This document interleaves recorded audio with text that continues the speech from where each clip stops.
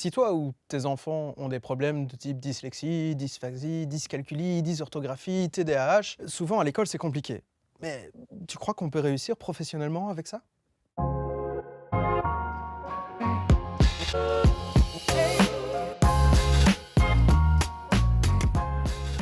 Je sais qu'il y en a beaucoup, mais je connais pas, je saurais pas dire de nom. Moi, j'ai un ami qui a fait de la coiffure également et sans aucun problème, il sait parler, communiquer, faire tout ce qu'il faut en coiffure. J'ai un bon travail, donc je suis éducatrice, j'ai pas de soucis dans mon travail. J'ai eu des cours de logopédie, donc ça m'a beaucoup aidé pour pouvoir écrire, lire correctement, donc j'ai pas de soucis. Je suis sûre que oui, mais je ne connais pas. J'ai déjà vu, entendu, lu, mais oui, je dis oui. Après, tout ce qui est dysphasie, par contre, je sais que ça peut être plus difficile, parce que c'est la difficulté à parler, etc. Et donc ça, c'est encore autre chose, quoi. Moi, on m'a dit qu'il avait les 10 et que ça posait entre guillemets problème par moment, mais qu'il s'en sortait vraiment bien, donc comme quoi. Et j'ai des amis aussi qui sont 10 et qui ont réussi à travailler maintenant dans une société d'informaticiens, une société d'électriciens et tous les métiers sont ouverts j'ai l'impression, donc il faut juste de la motivation et tant que les bonnes conditions sont mises en place, ils peuvent le faire, c'est ça qui est bien je trouve. Mais je pense qu'il y a eu un acteur, c'est Tom Holland, je pense, qui est dyslexique et je pense qu'il s'en sort pas trop mal. Donc ouais.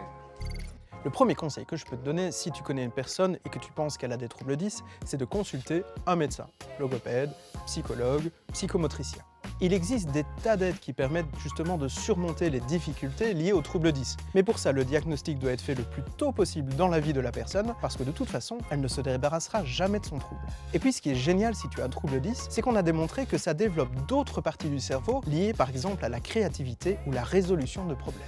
Donc si tu es entouré de personnes qui ont des troubles ou qui sont TDAH, eh bien il faut se concentrer sur leurs points forts, plutôt que d'essayer à tout prix de pallier leurs points faibles. Une personne dyslexique va avoir par exemple plus facile dans certaines activités artistiques ou mathématiques. De la même manière, un TDAH va avoir plus facile de faire des liens entre des notions abstraites qu'une autre personne n'aurait pas pu faire. Il faut donc encourager leur autonomie, et puis entre nous, ça peut donner de très beaux résultats. Je te donne quelques exemples. Steven Spielberg, Walt Disney, J.K. Rowling, tu les connais sans doute, ils ont tous été diagnostiqués dyslexiques, ça ne les a pas empêchés d'écrire de magnifiques histoires. Keira Knightley, l'actrice, a elle aussi été diagnostiquée dyslexique et elle avait beaucoup de mal à lire les scripts qu'on lui envoyait. L'actrice Zoé Saldana et l'acteur Justin Timberlake sont eux TDAH. Et Justin Timberlake s'est servi de cette hyperactivité pour devenir chanteur, acteur et entrepreneur. Et puis Harry Potter lui-même, Daniel Radcliffe, a avoué être dyspraxique, il a des difficultés pour tout ce qui est motricité fine. Difficile de lancer un sort, quoi. Allez, je récapitule encore une fois. Les troubles 10 et le TDAH sont des troubles qui sont dans le cerveau, ce n'est pas un signe de fainéantise ou de manque d'intelligence, ils suivent la personne toute la vie et il vaut mieux se concentrer sur les forces que cette particularité peut apporter à la personne. Ce qui compte pour tous ces gens qui ont réussi, et pour toi aussi, ce n'est pas d'avoir un défi, mais c'est d'arriver à le surmonter et d'être bien entouré pour ça. Et puis n'oublie pas, la science est toujours avec toi.